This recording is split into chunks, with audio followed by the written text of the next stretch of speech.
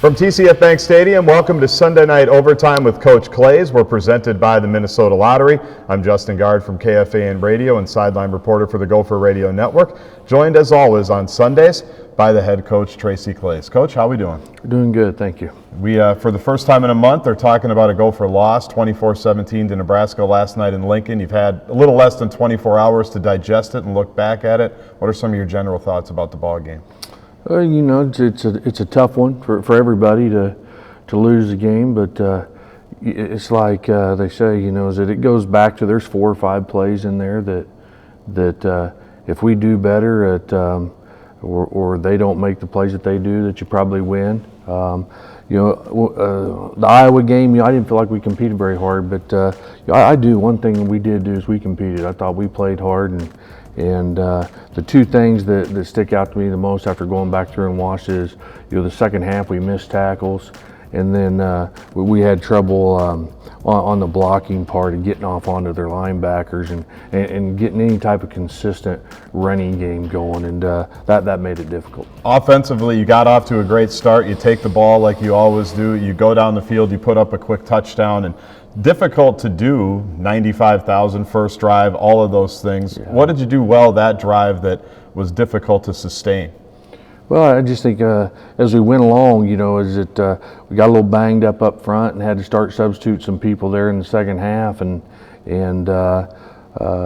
know, and then that's you play against a physical football team like them, and it was just hard to get any rhythm up front as far as the guys. We were exchanging them and working on getting off on the double teams and that. But no, we practiced well, had a good day at week's practice. I think that showed at the beginning, and but then again, you know, you come out and we had the lead at halftime and felt like we were doing the things we needed to do. Possession was in our favor, and getting first downs. And then in the second half, like I said, we hit a streak in there. We couldn't get off the field because of missed tackles. And then offensively, is that we just couldn't get any consistent running game. They're just open the fourth quarter, kind of summed it all up, is that you know, I think we have a 2nd and 1, and we end up having to punt from like we were at their 45-yard line or something like that. And so, you know, it goes back. They controlled the line of scrimmage on us in the second half. But, you know, like I said, we kept playing hard and again, had a drive at the end to win the ball game and just didn't get it finished. A reminder, after Sights and Sounds, in just a couple of minutes, we'll be taking your questions, so hopefully you're filing those into the comments section here on Facebook Live, and we'll try to answer as many as we can next segment, as well as the Minnesota Lottery question of the day. That question, that winner, will get a Minnesota Lottery prize pack. You mentioned, Coach, the offensive line, that you didn't like some of, you know, how they just kind of struggled in the second half, but you also mentioned you're dealing with injuries. Jonah was kind of in and out. I know you've got a handful of guys that are banged up. It's November, so everybody's going to be banged up, but what is the fine line of being critical of a group, but also we got to figure something out because you've got some injuries? Right, you know, the difference was at least we played hard.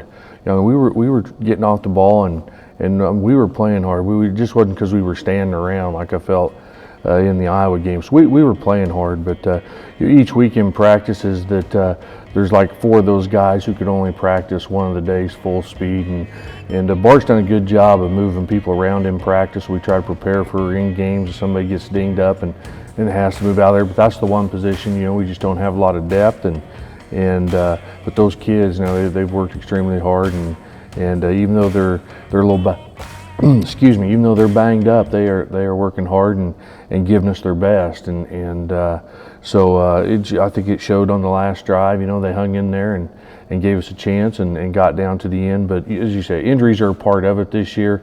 This is why I don't care for the bye week as early as it was, and you know, and to try to play 10 games in a row, but hey, you say all that, it came down to one possession, either one more stop for us or finish the thing at the end, and we're going to win, and so you know, great 90,000 people there, great atmosphere, go on the road, and thought we competed well. We did make some critical errors. We competed well and had a chance to win. We just didn't get it finished. You said last week, maybe even during this show, but I know throughout the week that you felt you were going to have to throw the ball. And when you only run it for 2.5 yards a carry, obviously you're going to have to find some passing yards there.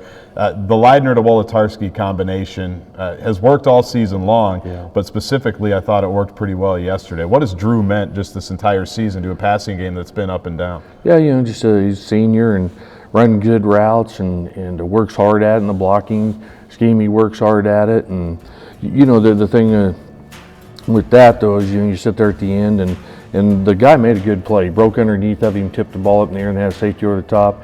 But I think we had another throw someplace else, and that's where you get when you get to be a quarterback and you rely on that one person. Right. That's the first look all the time, and so we've got to get through our progressions each time and throw what they give to us, but no, Drew's had a great season for us, and he'll finish the year strong.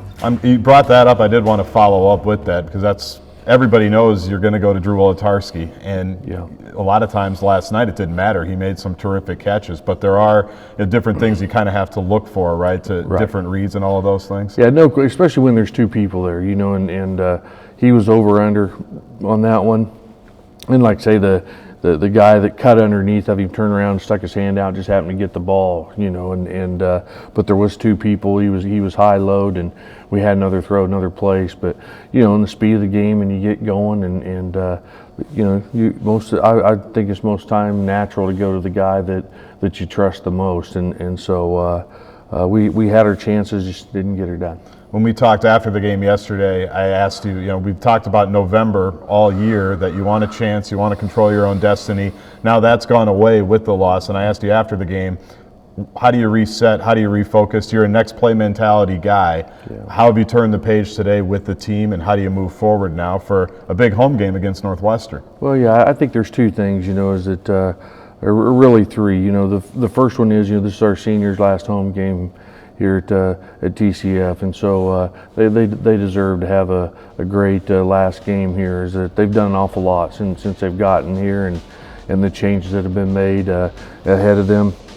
They still have an opportunity to win 9 ball games or 8 ball games, and it's been a long time since 3 out of 4 years you win 8 ball games in a row, and or 9, and so this one will all be based on the seniors. Everybody needs to do their best and play hard, do what they can, so we can reward the seniors for what they've done for us. And then the last one's not hard. I mean, we haven't been able to get the axe, and even before we got here, it's been a long time since we've had the axe, and we're going to get ready to go and do everything we can to get the axe back and to the Twin Cities, and if we can get that done, then you're sitting there with 3 losses, and you hope something happens where there's a bunch of us there with 3 losses, 3 of us or whatever, and then let's just see what happens. But without a doubt, we let it out of our control, but at the same time, I do think we competed extremely well.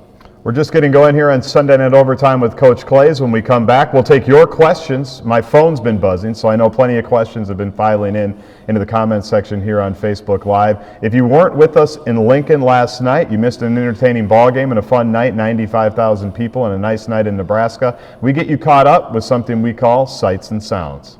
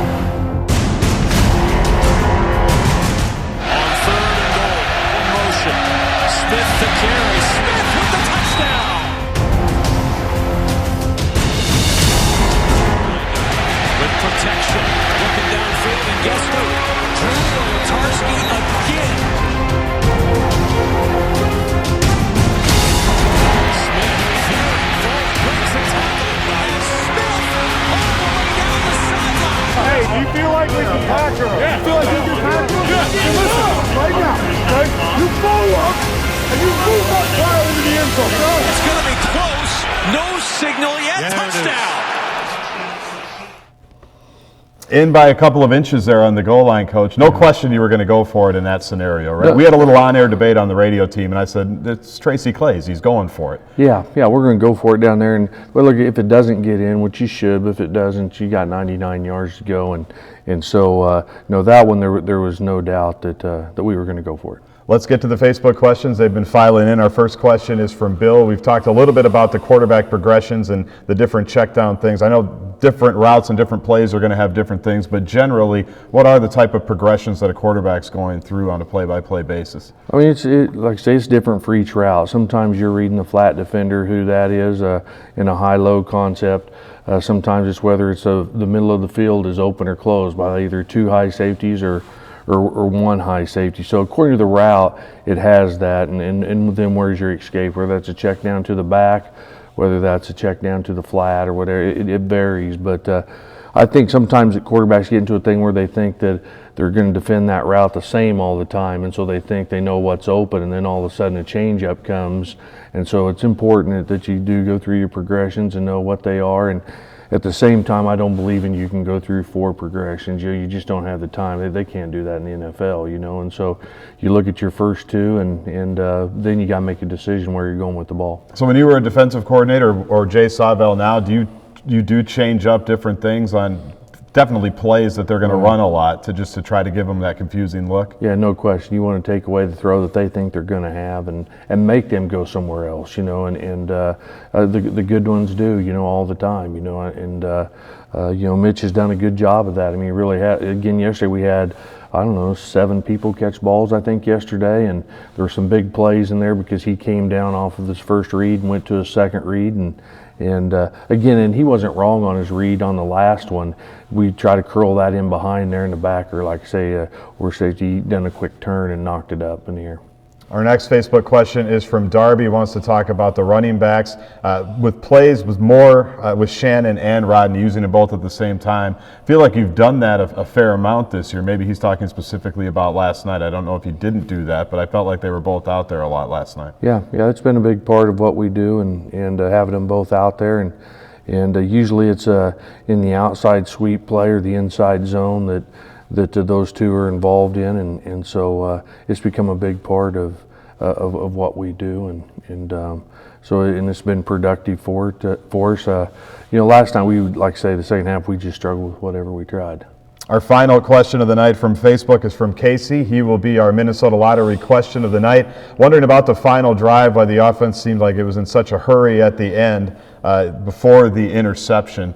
It did feel like you got down there, you had the big play by Tyler Johnson, and there was, I think, 1:40-ish left. It did feel like it was still tempo at that point when you maybe could have slowed it down a little bit. What did you think? Well, you could, but you're on the 17-yard line. You got one timeout left, and every ball that gets tackled in bounds eats up quite a bit of time, and just don't want to get into that at the end where it's a scurry and it's really so.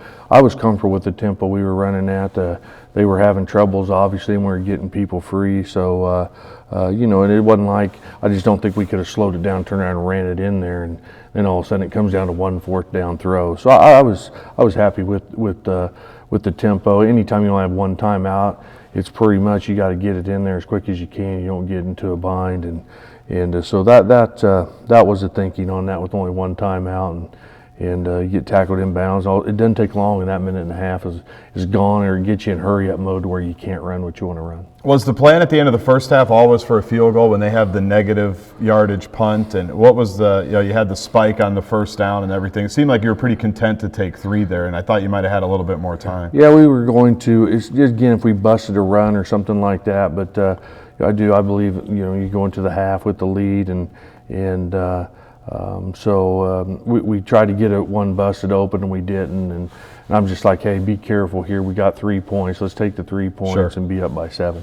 Let's wrap up the show tonight, Coach, talking about Northwestern. The Wildcats, they had a big win over Purdue yesterday. Started slow this season with a couple of non-conference losses and have really been competitive and won a lot of games in the Big Ten. What do you know about the Wildcats? Yeah, they've been pretty consistent here over the years, and they just don't beat themselves when you sit and watch the film. And defensively, they're getting better and better from when they started the first year, and they've been pretty good on defense. I think last year they had one of the best scoring defense that there was, and this year, they're getting more and more comfortable offensively as the season goes along. But I think they beat themselves and put themselves in a lot of bad situations early in the year, and they've learned not to do that. So it'll be a good battle. It'll be tough, and to be home in TCF and for our seniors in their final home game is that we'll be ready to play and to look forward to keep going. It's like I told kids, we have a good football team. I don't know how many people can sit and say we're 7-3, and others in the country can say 3 possessions from being 10-0,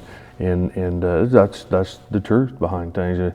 All 3 games we could have made one more stop or scored one more, and at the end of each of those games we've had at least a throw into the end zone to move those on, and so our kids have been prepared to play each week, and we'll be ready again this week. We'll see you Saturday. Thanks. That's the head coach, Tracy Claeys. A reminder, the game time for the Northwestern game was announced today. It is a 2:30 game. It'll be televised on the Big Ten Network and, of course, on KFAN here locally on the radio and the Gopher Radio Network all across the state of Minnesota. From all of us here for Sunday Night Overtime at Coach Claeys, presented by the Minnesota Lottery, we thank you for watching. We'll see you here next Sunday.